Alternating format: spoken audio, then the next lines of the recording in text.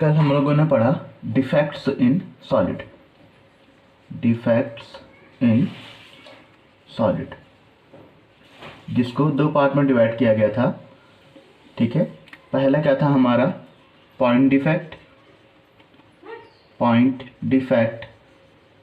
And second क्या था हमारा प्लेन डिफेक्ट। पॉइंट डिफेक्ट में कल हमने पढ़ा था, इसको हमने कितने पार्ट में कैटेगराइज किया था? 3 पार्ट में। First one is stoichiometric defect,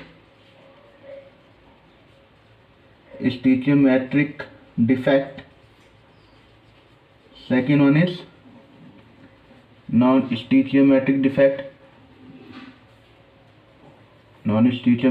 defect and third one is impurity defect. ठीक है, स्टिचियोमेट्रिक डिफेक्ट को भी हमने 2 पार्ट में बाइफरकेट किया गया था। पहला था हमारा शॉर्ट की डिफेक्ट, ठीक है। सेकेंड वर्ड था हमारा फ्रैंकल डिफेक्ट, ठीक है। सेम हमने नॉन स्टिचियोमेट्रिक को भी 2 पार्ट में बाइफरकेट किया था। पहला था हमारा metal access defect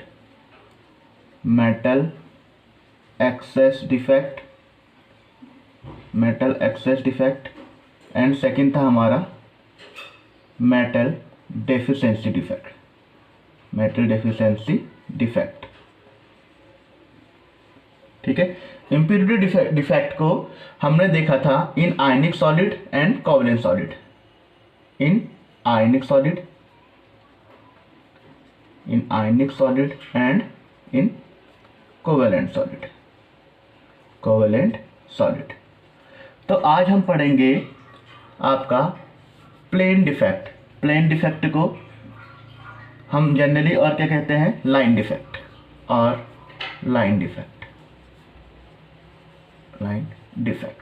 okay, line defect को 2 पार्ट में कैटेगराइज किया गया है। एक है आपका edge dislocation and second one is screw dislocation.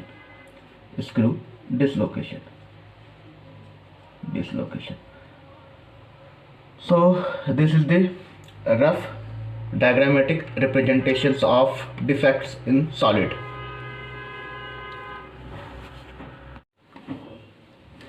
So आज का हमारा टॉपिक है line defect.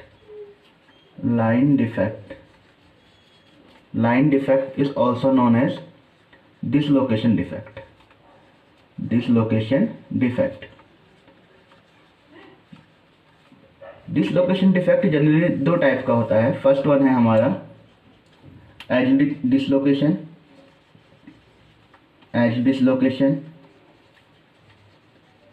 And second one is screw dislocation,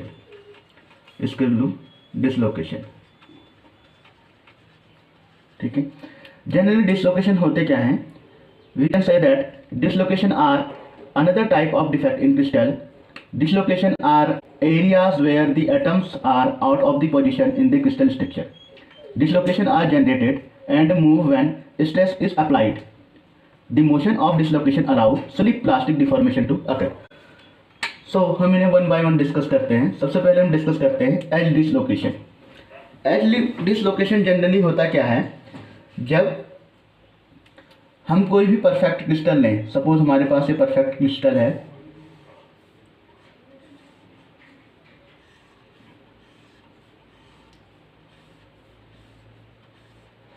यहाँ पे आपके क्या होंगे? कोई भी मॉलिक्यूल्स, एटम्स, आयन्स किसी भी परफेक्ट क्रिस्टल में जब हम इसमें स्ट्रेस अप्लाई करेंगे, जब हम इसमें इस टाइप से स्ट्रेस अप्लाई करेंगे, तो स्ट्रेस अप्लाई करने से क्या होगा? ये जो मॉलिक्यूल्स के जो आयन्स हैं, ये इधर की ओर शिफ्ट होंगे। मैकेनिकल स्ट्रेस की वजह से ये थोड़े से शिफ्ट होंगे। तो शिफ्ट होने से क्या होगा? ये जो परफेक्ट क्रिस्टल है, इसमें क्या होगा? एक एज का फॉर्मेशन हो जाएगा। किसका फॉर्मेशन हो जाएगा? एज का, ठीक है। इस एज के फॉर्मेशन होने से ही इसका जो एज है ये क्या हो गया, डिसलोकेट हो गया, अपनी पोजीशन से डिसलोकेट हो गया। पहले इसकी पोजीशन यहाँ पे थी, अब इसकी पोजीशन शिफ्ट हो गई, कहाँ पे चेंज हो गई, यहाँ पे आ गई है। तो इसे हम कहते हैं edge dislocations. It is a type of line defect. ठीक है। जनरली अगर हम सेकेंड टाइप देखें इसका, या हम कोई भी क्रिस्टल्स में, इसी क्रिस्टल में अगर जैसे जैसे ये लाइन शिफ्ट हो रही है, लाइन शिफ्ट होने से क्या होगा, यहाँ पे देखो आप, लाइन शिफ्ट होने से क्या होगा,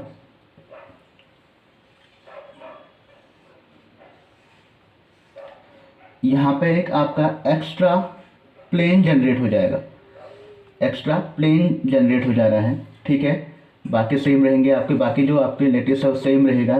ठीक है। लेकिन यहाँ पे क्या जनरेट हो जाएगा, एक आपका प्लेन जनरेट हो जा रहा है, हाफ प्लेन जनरेट हो जा रहा है। जनरली इसे हम कहेंगे एक्स्ट्रा हाफ प्लेन जो जनरेट हो रहा है, extra half plane, extra half plane. ठीक है। अगर ये एक्स्ट्रा हाफ प्लेन का जो सिंबल है ये अपोजिट टी के टाइप का होता है, तो इसे हम कहते हैं पॉजिटिव एज डिफेक्ट। अगर ये प्रॉपर्टी टाइप का होगा तो इसे हम कहेंगे नेगेटिव एज डिफेक्ट। ठीक है। सपोज इसी में अगर हम बर्जस थ्योरी अप्लाई करें, बर्जस वेक्टर या बर्जस थ्योरी अप्लाई करें, तो बर्जस वेक्टर क्या होता है, बर्जस वेक्टर डिफाइन करता है magnitude and direction of dislocation. Suppose हमारे पास कोई परफेक्ट क्रिस्टल है जिसमें हम क्या देखते हैं, आपका बर्जर वेक्टर देखते हैं, बर्जर वेक्टर देखते हैं। ठीक है। सपोज यहाँ पर सबसे पहले हम ड्रॉ करते हैं कोई भी एक परफेक्ट क्रिस्टल। ठीक है।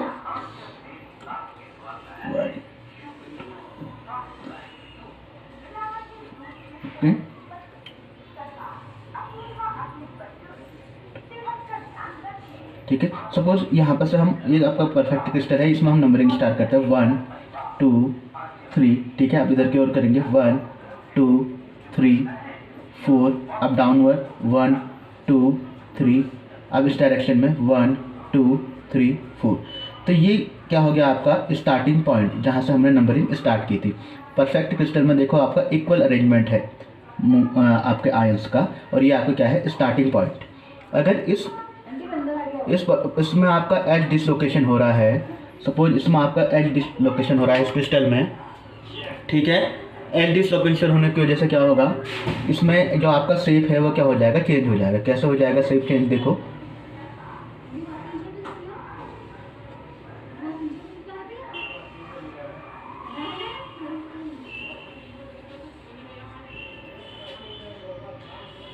ठीक है। इसमें क्या होगा, देखो एक आपका, अगर आप इसे इजीली देखें तो इसमें क्या हो जाएगा, ये आपका एक हाफ प्लेन जनरेट हो जाएगा। क्या जनरेट हो जाएगा, हाफ प्लेन।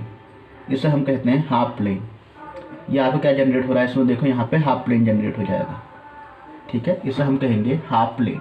ये किस वजह से हो रहा है, आपका डिसलोकेशन की वजह से हो रहा है। इससे ये क्या जनरेट हो रहा है, आपका हाफ प्लेन। ठीक है। कौन सा हाफ प्लेन है, आपका एक्स्ट्रा हाफ प्लेन। ठीक है। एक्स्ट्रा हाफ प्लेन जनरेट होने की वजह से अगर हम इसमें नंबरिंग स्टार्ट करें तो नंबरिंग देखो कैसे होगी, 1। ठीक है। अब इधर को नंबरिंग स्टार्ट करेंगे 1 2 3 4। ठीक है। अब डाउनवर्ड स्टार्ट करेंगे, कैसा होगा नंबरिंग, 1 2 3। अब इस साइड को स्टार्ट करेंगे 1 2 3 4। तो देखो यहाँ पे आपका एक एक्स्ट्रा एज जनरेट हो जा रहा है, हमें स्टार्टिंग पॉइंट नहीं मिल पा रहा है ना। ये जो आपका एक्स्ट्रा एज मिल रहा है आपको, यही एक्स्ट्रा एज किसकी वजह से, क्या इंडिकेट करता है आपको, बर्जर वेक्टर। बर्जर वेक्टर को ये इंडिकेट करता है। ठीक है। बर्जर वेक्टर जो क्या इंडिकेट कर रहा है आपको, magnitude and direction of dislocation. So it's all about your edge dislocation.